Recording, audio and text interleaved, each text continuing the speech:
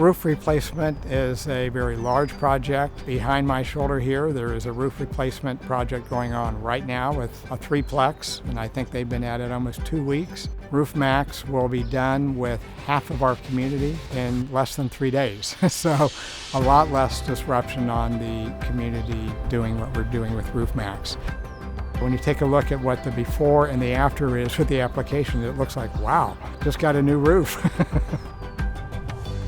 With the economic crisis that we've been faced with recently, roof prices in our area have doubled or tripled in some situations.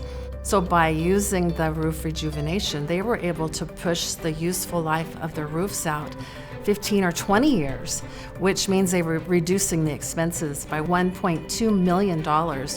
Now they can work on upgrading their pool area, maybe some landscaping renovations, some enhancement, and I know they are doing some upgrades in the asphalt too.